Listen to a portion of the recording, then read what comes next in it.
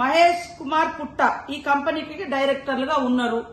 ఈ తలసాని సాయి కుమారు టిఆర్ఎస్ పార్టీయా, వాళ్ళ నాన్న కాంగ్రెస్ పార్టీయా, వాళ్ళ నాన్న కాంగ్రెస్ పార్టీ నాయకుడా?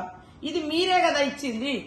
ఈ రోజు మీరిచ్చి అన్ని రకాల అనుమతులు మే 2023లోనే అప్పటి బీఆర్ఎస్ ప్రభుత్వం అన్ని రకాల పర్మిషన్లు ఇచ్చి మరి ఫైర్ డిపార్ట్మెంట్ నుంచి కూడా నో అబ్జెక్షన్ సర్టిఫికెట్స్ కూడా ఇప్పించుకున్నారు. ఇన్ని చేసి ఇన్ని రోజులు మేము ఆపుకుంటూ వచ్చినాము.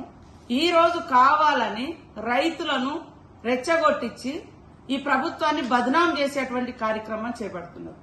రైతుల ఆందోళన జరుగుతుంటే అక్కడికి ఆర్డీఓ పోయి వాళ్ళతో చర్చలు జరిపితే కావాలని బీఆర్ఎస్ బీజేపీ నాయకులు ఆర్డీఓ నిర్బంధించడం, ఇంత దుర్మార్గమైనటువంటి కుట్రపూరితమైనటువంటి లక్షణాలు పునికి పుచ్చుకున్నటువంటి మీరు ఎప్పుడు కూడా బాగుపడరు.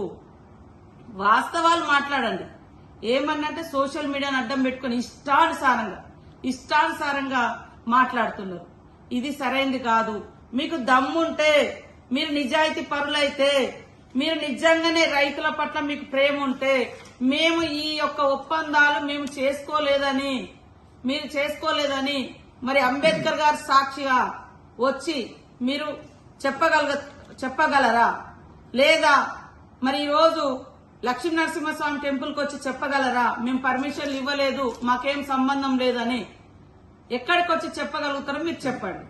కాబట్టి ఈ అబద్దాల మీద ప్రజల్ని, వాళ్ళ మనోభావాల్ని రాజకీయ ప్రయోజనాల కోసం వాడుకొని ఇవాళ కాంగ్రెస్ ప్రభుత్వం ప్రజా సంక్షేమం కోసం పాటుపడుతుంటే దుష్ప్రచారం చేసి దుర్మార్గంగా కుట్రలు కుతంత్రాలు చేసి ప్రభుత్వాన్ని అస్థిరపరచాలన్నటువంటి విధానాలు